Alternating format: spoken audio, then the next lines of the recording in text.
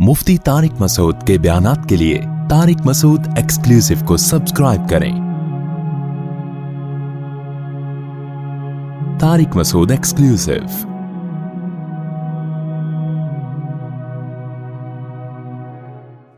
वाउफू bill Ahad, और मुआहिदों को पूरा किया करो। इन्नल आहदा काना मसऊला, अहद के बारे में तुमसे सवाल किया जाएगा। एक सवाल तो दुनिया करती है या वो करता है जिससे तुमने एग्रीमेंट किया, और एक सवाल अल्लाह करेगा क़यामत के दिन कि तुमने एग्रीमेंट क्यों तोड़ा। वाउफुल कैला इदा किलतुम, और जब तुम कैल करो, नापो किसी चीज को तो पूरा पूरा नापा करो, कस्टमर के साथ धोखा मत किया करो। वज़िनु बिल क़िस्तासिल मुस्तक़ीम, और सीधे पैमाने के साथ तोला करो, वजन किया करो किसी भी चीज का। यानी उस जमाने में कैल और वजन ही के जरिए चीजों को नापा जाता था। कैल मैं बार बार बता चुका हूँ, लीटर जैसे एक मखसूस बर्तन है ना, जैसे एक लीटर होता है, तो एक मखसूस बर्तन में जितनी चीज आ जाए, उस जमाने में ये सा और मुद ये पैमाने थे। तो अल्लाह ताला फरमा रहे हैं कि लोगों के साथ, कस्टमर के साथ धोखा मत किया करो। जब भी कोई चीज नापो तोलो, पूरी उसके इंसाफ के साथ उसको दिया करो। ज़ालिका खैरुन, ये बेहतर चीज है। व अहसनु तअवीला, तावील का लफ्ज़ भी मैं कई बार डिफाइन कर चुका हूँ, एक्सप्लेन कर चुका हूँ। अंजाम के लिहाज से हम तावील कहते हैं ना, कि जो लफ्ज़ है उसका जो माना है, हम गोया आप जब उसमें तावील करते हैं ना, तो मतलब ये होता है कि उसका जो सही माना है उसको आप, उस मफहूम को आप बयान कर रहे हैं, तो उसका अंजाम बता रहे हैं कि इसका असल मतलब क्या है। तो माल भी अंजाम को कहते हैं, यहां तावील से मुराद अंजाम, कि जब आप मुआशरे में अदल करेंगे और कस्टमर को धोखा नहीं देंगे और लोगों के साथ अदल व इंसाफ करेंगे, तो अल्लाह फरमाते हैं ये बेहतर है। बेहतर है, खैर इसमें तफजील है ना, क्या मतलब उस धोखे से बेहतर है। वक्ती तौर पर तो धोखा देने में तुम्हें प्रॉफिट ज्यादा नजर आ रहा है, लेकिन अल्लाह कहते हैं हकीकत में ऐसा नहीं है, ये ज्यादा बेहतर है। बेहतर क्यों है? अहसनु तअवीला, अंजाम के एतबार से अच्छा है। अंजाम में क्या होगा? लोगों का तुम पर एतमाद बहाल होगा, लोग तुमसे ही कारोबार करेंगे, फिर सोसाइटी में जुल्म खत्म होगा, सोसाइटी एक अच्छे नहज पे चलेगी। तो हर लिहाज से इसकी तो जितनी भी तफसील बयान की जाए कम है, कि इंसाफ के सोसाइटी में, मुआशरे में बिल आखिर अच्छे ही असरात जाहिर होते हैं। वला तक़फ़ू मा लैसा लका बिही इल्म, देखें कैसी ज़बरदस्त आयात हैं। अल्लाह अपने भी हुकूक बयान कर रहा है, वालिदैन के भी, रिश्तेदारों के भी, गरीबों के भी, मिस्कीनों के भी, और जो सोसाइटी के हुकूक हैं वो भी बयान कर रहा है। इस्लाम एक जामे मज़हब इसी वजह से, तो सोसाइटी में इंसाफ होना चाहिए। तो उसके लिए सोसाइटी को सही नहज पे चलाने के लिए ये भी ज़रूरी है कि प्रोपेगेंडो पे यकीन ना किया जाए, झूठी खबरें ना फैलाई जाएं, वो खबरें जिनकी आपको तहकीक नहीं है उनको फॉलो ना करें। तभी कुरान कहता है वला तक़फ़ू मा लैसा लका बिही इल्म, उस चीज को फॉलो मत करो जिसका तुम्हें इल्म नहीं है, यानी जिसके सही होने की तुम्हारे पास दलील नहीं है। इसमें तमाम बातिल चीजें जिनकी हमारे पास कोई मुस्तनद दलील नहीं होती और हम उसको फॉलो कर रहे होते हैं, तवहुम परस्ती इसमें आ गई, तमाम बातिल मजहब इसमें आ गए, बगैर दलील के दावे इसमें आ गए, और इसमें बगैर तहकीक के खबरों को नशर करना भी आ गया। आपने कहीं खबर सुनी, आपको नहीं पता है कि यह सही भी है या नहीं है, तो आपने फौरन वो खबर आगे फैला दी, तो इसका मतलब आप एक ऐसी चीज के दर पे हो गए, ऐसी चीज के पीछे चल पड़े जिसकी खुद आपको तहकीक नहीं है। तो ये भी बहुत खतरनाक अमल है। क्यों अल्लाह ने इसमें डराया किस तरह से? इन्ना समा वल बसरा वल फुआदा कुल्लु उलाइका काना अन्हु मसऊला, इसलिए कि जो कुछ तुम सुन रहे हो, जो कुछ तुम देख रहे हो, और जो कुछ तुम्हारे दिल में ख्यालात गुजर रहे हैं, क्या मतलब? ख्यालात से वसवसे मुराद नहीं है, यानी जो तुम कुछ सुनने के बाद नजरिया बनाते हो दिल के अंदर, तो ये तमाम चीजों के बारे में तुमसे सवाल होगा। गलत सुना, गलत देखा, और फिर उस बेस पर तुमने दिल में गलत अकीदा फर्ज कर लिया या गलत नजरिया तुमने दिल में बिठा लिया, तो अल्लाह तुमसे सवाल पूछेगा कि तुम्हारा इस बारे में ये कॉन्सेप्ट क्यों था। तुम दलील में कहोगे कि मैंने फलां से सुना था, फलां से सुना था, तो अल्लाह कहेगा इसकी दलील क्या थी तुम्हारे पास। आज आप देखें ना, सुबह शाम जो सियासी तबसरे हो रहे होते हैं, सियासी लीडर और उनके कारकुनान एक दूसरे पर जो तोहमतें लगा रहे होते हैं, अपने सियासी लीडर को ऐसा समझते हैं जैसे ये इमाम मेहदी है, کہ اس کے خلاف کسی نے ایک حرف بھی بول دیا تو اس کی عزت کا جنازہ نکال دیتے ہیں. اور جو اپوزیشن پہ جو جتنا مرضی کوئی جھوٹے الزامات بھی لگاتا رہے نا, اس کی واہ واہ ہوتی رہتی ہے. اداروں کو بدنام کیا جاتا ہے, ملکی اداروں کو بدنام کیا جاتا ہے, ملک شخصیات کو بدنام کیا جاتا ہے, سیاستدانوں پہ کیچڑ اچھالے جاتے ہیں. اتنا کچھ غلط سلط ہو رہا ہے, اور جب آپ تحقیق میں جائیں تو پتہ چلتا ہے ان کے پاس دلیل کچھ نہیں ہے. فلاں سے سنا, فلاں سے سنا, فلاں سے سنا. مجھ سے ایک صاحب ملنے کے لیے آیا اور کسی لیڈر کے بارے میں کہنے لگے وہ اس نے اتنی کرپشن کی ہے اور یہ کیا ہے اور وہ کیا ہے, اور پتہ نہیں اتنے کروڑوں کے پلاٹ ہیں اس کے پاس. تو میں نے کہا یہ آپ نے کہاں سے سنا ہے؟ اور یہ کہا کہ اس نے بیرون ملک اتنی جائیداد بنا لی ہے. میں نے کہا یہ آپ کے پاس رپورٹ کہاں سے آئی ہے؟ پھر میں نے ان سے کہا کہ میں جس کی آپ بات کر رہے ہو میں اس کی حمایت نہیں کر رہا, ہو سکتا ہے اس سے ڈبل جائیداد بنائی ہو, لیکن آپ کے پاس کیا رپورٹ ہے؟ تو انہوں نے جو بتایا کہ فلاں سے سنا فلاں, میں نے کہا ہو سکتا ہے وہ جھوٹ بول رہے ہوں, ان کا تو دشمنی ہے اس سے. وہ تو اب جب سیاسی اختلاف ہوتا ہے تو فریق مخالف کو جتنا بدنام کرنے کی کوشش کی جا سکتی ہے کم سمجھا جاتا ہے اس کو ہماری سوسائٹی میں. تو بھائی نا عقیدت میں ایسے اندھے ہو جایا کریں کہ اگر آپ کو کوئی اچھا لگ رہا ہے تو بس اچھا سمجھیں اس کو, اتنا نہ کہ اگر کوئی اس پر عیب اس کے پر اعتراض کرتا ہے اور اس پہ جو ہے نا اس کو کسی خرابی کو ہائی لائٹ کرتا ہے تو آپ ایک دم ایسے منہ سے جھاگ نکلنا شروع ہو جاتا ہے کہ جیسے اس نے امام مہدی پر اعتراض کر دیا ہے. لیکن دوسرے کے, اور آپ اس کو کہتے ہیں بغیر دلیل, لیکن جب آپ دوسرے پہ طنز کرتے ہیں, دوسرے پہ الزامات لگاتے ہیں, تو آپ کا بھی وہی طریقہ ہوتا ہے جو سامنے والے کا تھا. اور ہمارے ملک میں تو جس کا جو آپ کے ساتھ ہے تو اس کے جو ہے نا وہ اس کے تو 700 خون بھی معاف ہیں, اور جو آپ کے ساتھ نہیں ہے اس کا حج بھی باطل ہے. یعنی اتنا ہمارے ہاں یہ سب چیزیں چل رہی ہیں, اور پوری دنیا اسی پروپیگنڈے پہ چل رہی ہے کہ جب بھی کسی چیز کو سوسائٹی میں پھیلایا جاتا ہے تو خوب جھوٹ بولا جاتا ہے, خوب پروپیگنڈا کیا جاتا ہے. بعض لوگوں نے اپنا ایک اصول بنایا ہوا ہے کہ جو بھی طاقتور ہے نا, پاورفل ہے, اس کی مخالفت ہی کرنی ہے. یہ بھی ہمارے یہاں ایک بہت بڑا عیب ہے. جو الزام کمزور کو, یعنی طاقتور پہ غلط الزام لگانے کو ایک خوبی سمجھا جاتا ہے اور اس کو حق پرستی سمجھا جاتا ہے. تو اسلام میں یہ نہیں ہے کہ طاقتور ہے یا کمزور ہے. اسلام میں کہ جو آپ الزام لگا رہے ہیں اس الزام کی آپ کے پاس کوئی مضبوط دلیل ہے یا نہیں ہے. اگر ہے تو طاقتور ہو یا کمزور ہو, دونوں کو بلا بلا کہا جائے گا. اور اگر آپ کے پاس مضبوط دلیل نہیں ہے تو بھائی چاہے طاقتور ہو یا کمزور ہو, کسی کو بھی آپ برا نہیں کہہ سکتے. اس کی مثال ایسے ہے نا, سڑکوں پہ جب آپ جائیں, کوئی بڑی گاڑی والے سے جب ایکسیڈنٹ ہوتا ہے نا, کہ اس کی بڑی گاڑی ہو اور اس کا جو ہے نا تھوڑا پروٹوکول ہو, تو لوگ ہمیشہ بڑی گاڑی والے کو ہی پکڑ کے کوٹ رہے ہوتے ہیں. کیوں؟ ایک بدگمانی ہے کہ بھائی یہ چونکہ بڑے لینڈ لارڈ فیملی سے تعلق ہے اور اس کے حکومت کی سطح پہ کوئی اچھا عہدہ ہے تو اسی نے غلطی کی ہوگی. یہ بالکل غلط ہے. میں نے ایسے روڈوں پہ واقعات دیکھے ہیں جس میں بعض دفعہ غلطی رکشے والے کی ہوتی ہے, بائک والے کی ہوتی ہے, 100% غلط ہوتا ہے, لیکن چونکہ وہ کمزور ہے تو لوگ اسی پہ ترس کھا رہے ہوتے ہیں. اور لوگ کیا کرتے ہیں کہ جی جو بڑی گاڑی میں جا رہا ہے, طاقتور ہے, اس کو مار رہے ہوتے ہیں پکڑ کے. کیا آپ نے کیا دیکھا کہ غلطی کس کی ہے؟ نہیں جی, بدگمان کہ یار یہ بڑا ہے تو اس میں تکبر ہوگا تو یقیناً یہی ہٹ کرے گا سامنے والے کو. بعض دفعہ ایسا ہوتا بھی ہے کہ تکبر میں آ کے وہ خیال نہیں کرتا ڈرائیونگ کے دوران لوگوں کا, لیکن بعض دفعہ اس کے برعکس بھی ہوتا ہے. تو ہمارے ہاں دلیل جس چیز کو سمجھا جاتا ہے وہ دلیل ہوتی نہیں ہے. تو یہ سب بدگمانیاں. اسی طرح یاد رکھیں فقہا سے بھی لوگ بدگمان ہوتے ہیں. آپ کا علم کم ہے, آپ نے ایک فقیہ کا مسئلہ سنا, فوراً یوٹیوبرز اس کے خلاف کلپ بنا دیتے ہیں, جو نئے نئے اسکالرز آ رہے ہیں کہ دیکھو امام حنیفہ نے یہ لکھا, امام شافعی نے یہ لکھا, فلاں عالم نے یہ لکھا, فلاں بزرگ نے یہ لکھا, یہ سب 2 نمبر ہیں. تو آپ اتنی جلدی بدگمان کیوں ہوتے ہیں؟ آپ اس کی تحقیق کریں. ہو سکتا ہے ان کی دلیل تک آپ کا دماغ نہ پہنچا ہو, آپ کی وہاں تک نالج نہ ہو, یا آپ کا مینٹل لیول ہی نہ ہو ان کی دلیل کو سمجھنے کی, آپ میں صلاحیت ہی نہ ہو. تو ہر جگہ بدگمانیاں, بغیر دلیل کے الزامات. یوٹیوب پہ آپ دیکھ لیں, کسی کو بھی ذلیل کرنا ہو, رسوا کرنا ہو, 2 منٹ لگتے ہیں اس کی عزت کا جنازہ نکالنے میں. میں تفسیر میں ایسے واقعات نہیں سناتا, لیکن ابھی ایک مثال سامنے آئی, مولانا طارق جمیل صاحب پہ الزام لگائے گئے 49 ارب کی جو ہے ان کے بینک سے ٹرانزیکشن ہوئی ہے. اس کو اتنا پروموٹ کیا گیا کہ میں بھی سمجھنے لگا کہ ایسا ہوا ہوگا, لیکن چندے وندے کی رقم آئی ہوگی, ظاہر ہے وہ کرپٹ تو نہیں ہے.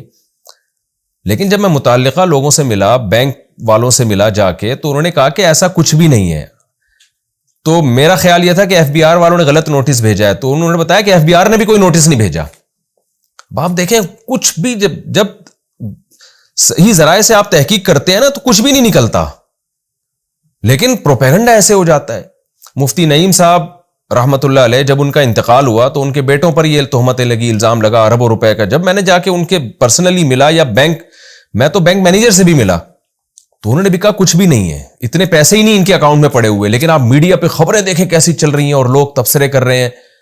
تو میں لوگوں کے شخصی واقعات اس تفسیر کے لیکچر میں نہیں بتاتا، لیکن یہاں میں آپ سے بتا رہا ہوں کہ ہم اپنی موت خود ہی مر جائیں گے. اور اسی طرح یاد رکھو غیر مسلم کے بارے میں بھی بدگمانی جائز نہیں ہے جب تک آپ کے پاس دلیل نہ ہو. بعض دفعہ ہر چیز امریکہ کے کھاتے میں ڈالی جا رہی ہوتی ہے، بعض دفعہ ہر چیز غیر مسلموں کے کھاتے میں ڈالی جا رہی ہوتی ہے. اصل میں یہ ان کو پروموٹ کر رہے ہیں، اصل میں یہ نہیں چاہتے. بعض دفعہ وہ ان کو اس سے کوئی غرض ہی نہیں ہوتا، ہم ہی نہیں چاہ رہے ہوتے ترقی کرنا. تو ان آیات کا خلاصہ یہی ہے کہ لا تقف ما لیس لک بہ علم، جس کی تمہارے پاس مضبوط دلیل نہ ہو اس کے پیچھے مت چلو، اس کو فالو مت کرو. کیوں؟ ان السمع والبصر والفؤاد، تم سے تمہارے اعضاء کے بارے میں سوال کیا جائے گا. بغیر تحقیق کے بات کان لگا کے تم نے سنی کیوں؟ جب تمہیں پتہ ہی اس بات کا اہل ہی نہیں ہے تو سنتے کیوں ہو؟ اور ایسی چیز دیکھتے کیوں ہو جس کے بارے میں تمہیں خود یقین نہیں ہے کہ یہ جو میں دیکھ رہا ہوں یہ حقیقت میں ایسے ہے یا نہیں ہے؟ اور اس سن اور دیکھنے کے بعد پھر تم دل میں غلط عقیدے کیوں بناتے ہو، غلط کانسیپٹ کیوں بنا دیتے ہو؟ تو جب تک ہمارے پاس کسی بات کی کوئی دلیل نہ ہو تو ہم اس وقت تک اس کو فالو نہیں کر سکتے.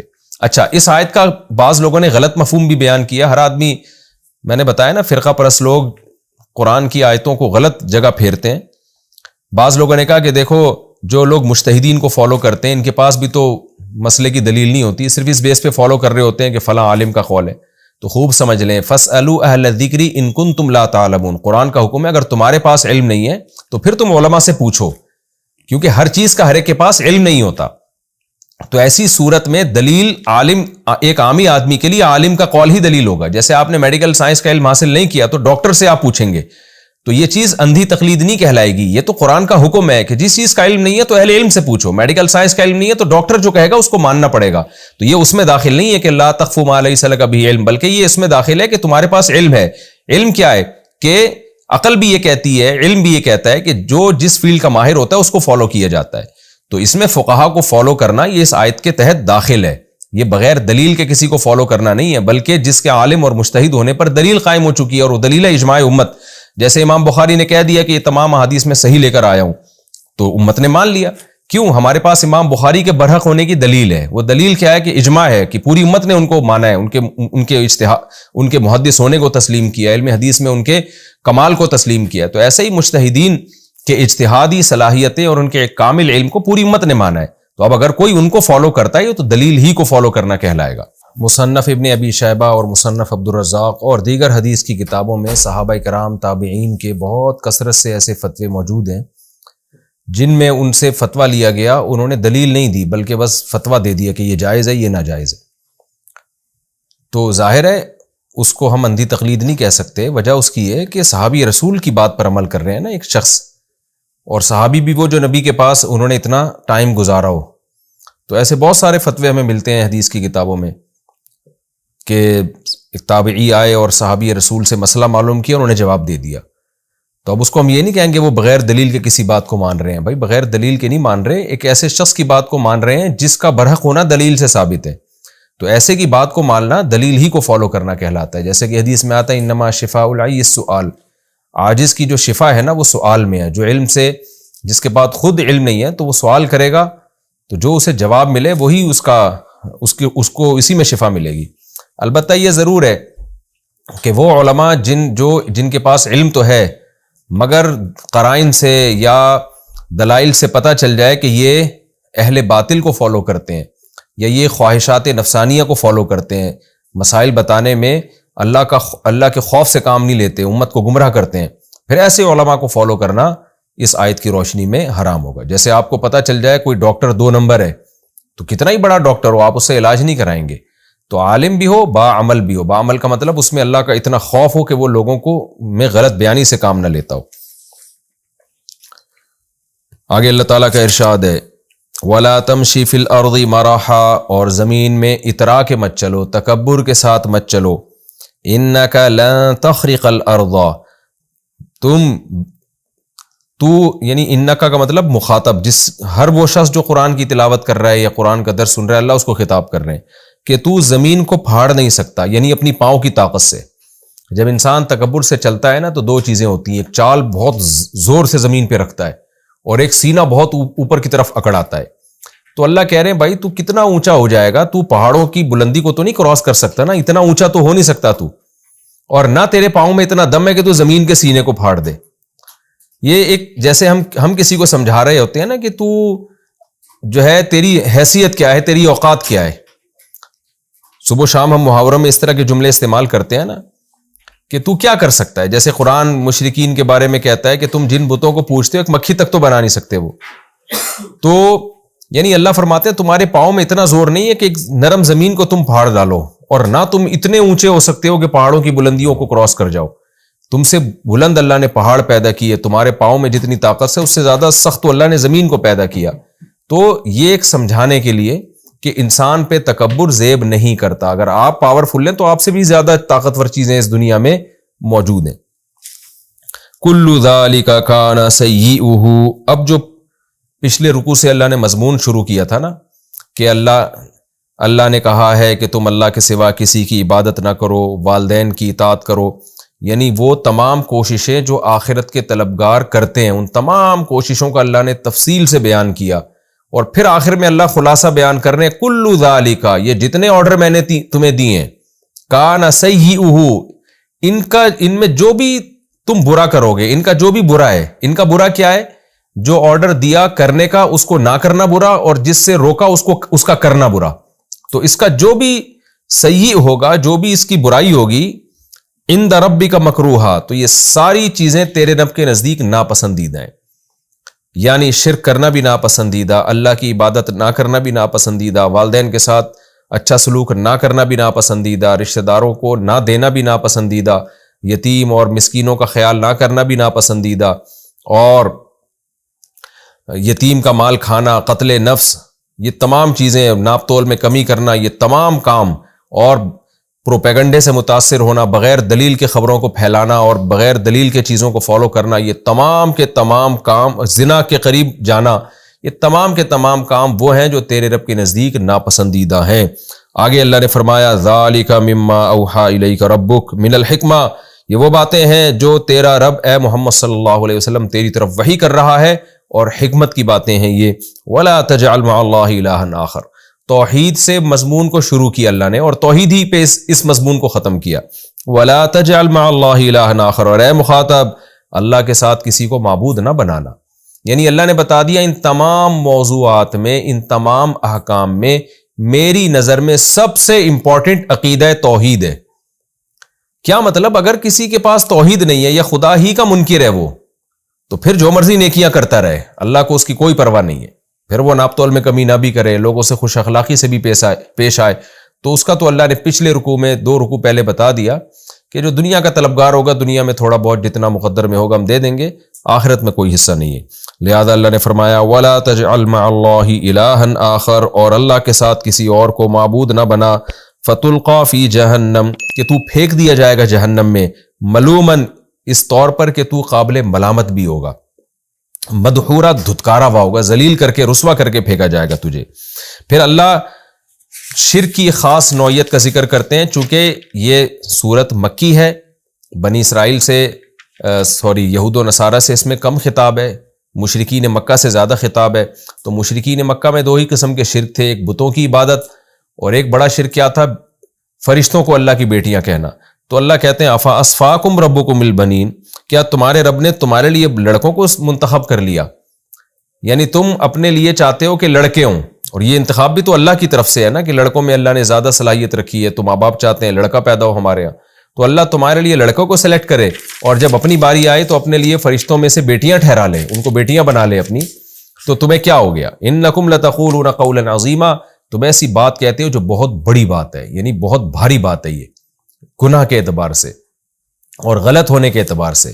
تو اللہ کے لیے تو بیٹے کی نسبت بھی حرام ہے، جیسے کہ عیسائی کہتے ہیں حضرت عیسیٰ ابن مریم کو معاذ اللہ کہ اللہ کا بیٹا ہے۔ قرآن نے کہا یہ اتنا بھاری جملہ ہے کہ قریب ہے کہ آسمان پھٹ جائے، لیکن جو اللہ کی طرف بیٹیوں کو منسوب کر دیں تو اللہ انہی کے کلچر کے حساب سے جواب دے رہے ہیں، اس کو کہتے ہیں الزامی جواب، کہ تم اتنی نفرت کرتے ہو بیٹیوں سے کہ تم ان کو زندہ دفن کر دیتے ہو. اپنی طرف تم بیٹی کی نسبت پسند نہیں کرتے اور اللہ کی طرف کیسے نسبت کر رہے ہو؟ تو یہ کہتے ہیں الزامی کہ جس چیز کو وہ برا سمجھ رہے ہیں تو اسی کو بطور دلیل کے پیش کرنا، ورنہ اللہ کی طرف تو بیٹے کی نسبت بھی حرام اور بیٹی کی نسبت بھی حرام. یہ بھی رکوع ہمارا الحمدللہ کمپلیٹ ہو گیا. اب ہم اگلے رکوع کی طرف چلیں گے، اور اس رکوع میں بھی اللہ نے بہت سارے مضامین، بہت سارے احکامات بیان کیے. اگر یہ احکام ہماری زندگی کا حصہ بن جائیں تو کیسا دنیا میں انقلاب آ جائے، کیسا دنیا میں امن و امان ہو جائے. سارے غیر مسلم اگر مسلم ہو جائیں اور ان احکام کو فالو کرنا شروع کر دیں. مسلم ہوئے بغیر پورے طور پر ان احکام کو فالو کرنا ممکن نہیں ہے. ان احکام میں اللہ نے حکم دیا نا کہ معاہدے کو پورا کرو. آپ دنیا کی قوموں پہ نظر کریں، دنیا میں معاہدے اسی وقت پورے کیے جاتے ہیں جب معاہدہ پورا کرنے میں قوموں کے فائدے ہوتے ہیں. جہاں قومیں دیکھتی ہیں نا کہ معاہدہ توڑنے میں ہمارا فائدہ ہے تو سب سے پہلے وہی لوگ توڑتے ہیں جو صبح و شام معاہدے کی باتیں کر رہے ہوتے ہیں. آج بین الاقوامی جو حکومتیں ہیں ان کی جو کرتوت اور ان کے جو کردار ہیں وہ اس پر گواہ ہیں کہ معاہدہ اتنا ہی پورا کیا جاتا ہے جتنا آپ کا مفاد ہے. لیکن جو اہل ایمان آخرت پر یقین رکھتے ہیں، ایگریمنٹ پورا کرنے میں ان کا فائدہ ہو یا نقصان ہو، وہ ہر صورت میں ایگریمنٹ کو پورا کرتے ہیں. کیوں؟ ان کو پتہ ہے کہ آخرت میں اللہ کو جواب دینا ہے. تو جب تک آخرت کا پر ایمان نہیں ہوگا، نہ ماں باپ کے حقوق کا تحفظ ہوگا، نہ رشتہ داروں کے حقوق کا تحفظ ہوگا، نہ دنیا میں حقیقی معنوں میں امن قائم ہوگا، اور نہ ہی دنیا میں حقیقی معنی میں انصاف ہوگا. آج جو لوگ کسٹمر کے ساتھ اچھا طریقے سے پیش آتے ہیں نا، ان کو پتہ ہے کہ اچھے طریقے سے پیش آئیں گے تو کسٹمر ہم سے جڑا رہے گا. جہاں ان کو اندازہ ہوا نا کہ اب ہمیں اس میں نقصان کا خطرہ ہے تو وہی لوگ دھوکہ دینا شروع کر دیں گے. تو یہ دنیا یہ جو اس کی اخلاق کی جو بنیاد ہے نا، یہ ایک بلبلے پہ قائم ہے، اس کی مضبوط بنیاد نہیں ہے. تو مضبوط بنیاد عقیدہ توحید اور عقیدہ آخرت ہے. اس بنیاد پہ جب انسان اچھا عمل کرتا ہے تو وہ اس عمل میں مضبوطی ہوتی ہے، وہ مضبوط بیس پہ قائم ہوتا ہے.